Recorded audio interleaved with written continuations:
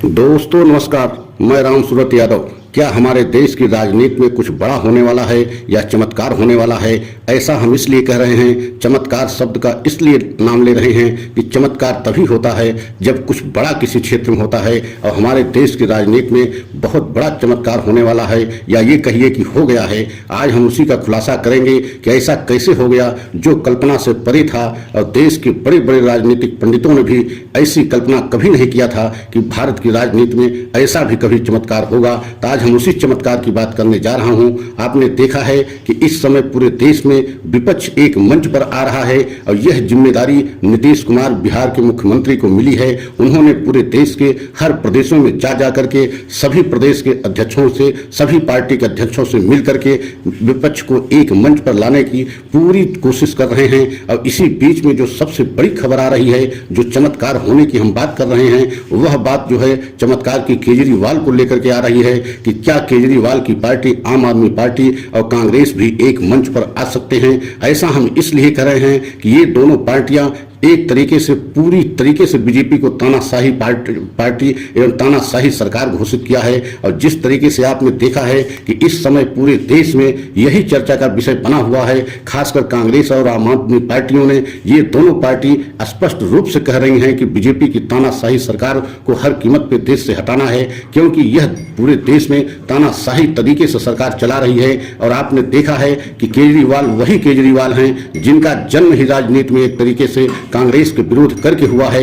अगर आप ध्यान दीजिए तो अन्ना हजारे के आंदोलन से लेकर के जिस तरीके से अन्ना हजारे के आंदोलन में अहम भूमिका निभाने वाले जो है केजरीवाल थे, और उसके बाद आंदोलन खत्म होने के बाद इन्होंने राजनीतिक पार्टी बनाया। और उसके बाद आपने यह भी देखा कि 15 साल से जो है दिल्ली में कांग्रेस की सरकार चल रही थी, और उस कांग्रेस की सरकार को एक तरीके से यही केजरीवाल जो है सफाया किया।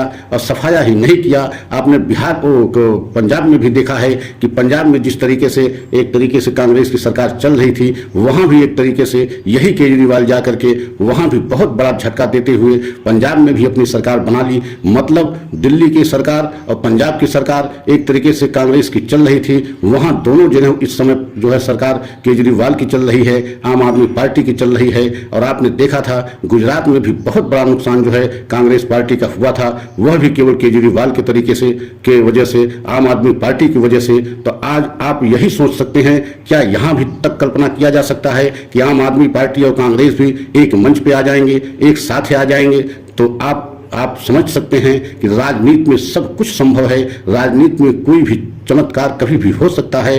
किसी भी कल्पना को जो नहीं किया जा सकता है वह भी जो है संभव है।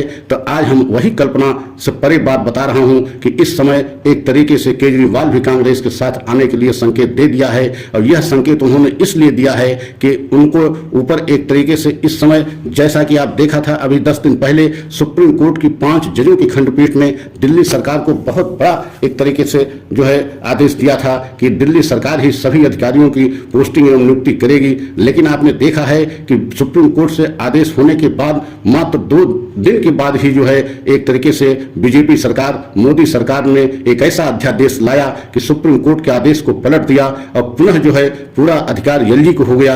मतलब सुप्रीम कोर्ट के आदेश के बाद भी जो है केजरीवाल जो है दिल्ली के किसी भी अधिकारी की पोस्टिंग एवं ट्रांसफर नहीं कर सकते हैं। और इसी को लेकर के केजरीवाल एक तरीके से मुहिम चला दिया है पूरे देश की सभी विपक्ष की पार्टियों को साथ में अपने आने के लिए और साथ में जोड़ने के लिए, और बीजेपी सरकार को सत्ता से हटाने के लिए एक तरीके से पूरे देश में टहलने का एक तरीके से संकल्प ले लिया है। और इसी बीच में कांग्रेस की तरफ से भी संकेत मिला है कि जो केजरीवाल के साथ हुआ है वह एक तरीके से अन्याय हुआ है। सुप्रीम कोर्ट के आदेश को एक तरीके से अध्यादेश के जरिए जिस तरीके से मोदी सरकार ने पलटा है, या दिल्ली सरकार की चुनी हुई सरकार के अधिकार को जिस तरीके से बीजेपी सरकार ने छीना है, वह एकदम गलत है। और इसी मुद्दे को लेकर के अब दोनों पार्टियां एक मंच पर आने के लिए तैयार हैं, और लगभग ये माना जाए कि इसकी मध्यस्थता जो है नीतीश कुमार कर रहे हैं। तो आने वाले समय में ये दोनों पार्टी एक मंच पर भी दिखेंगी, और ऐसा हुआ तो राजनीति में एक तरीके से चमत्कार ही माना जाएगा,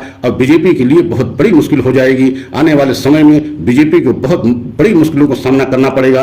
मतलब 2024 के सारा प्लान एक तरीके से बीजेपी का फेल हो जाएगा। तो अगर यह सच हमारा सभी देशवासियों को अच्छा लगा हो तो लाइक सब्सक्राइब जरूर करें, कमेंट के द्वारा अपनी राय दें और बताएं कि क्या ये भी संभव है कि ये दोनों पार्टियां एक मंच पे आ जाएंगी तो बीजेपी के लिए मुश्किल बढ़ जाएगी या नहीं बढ़ेगी। जो भी सच हो आप लोग कमेंट के द्वारा हमें बताएं और अगले सच की प्रतीक्षा करें। अगला वीडियो लेकर के आएंगे। जय हिंद, जय भारत।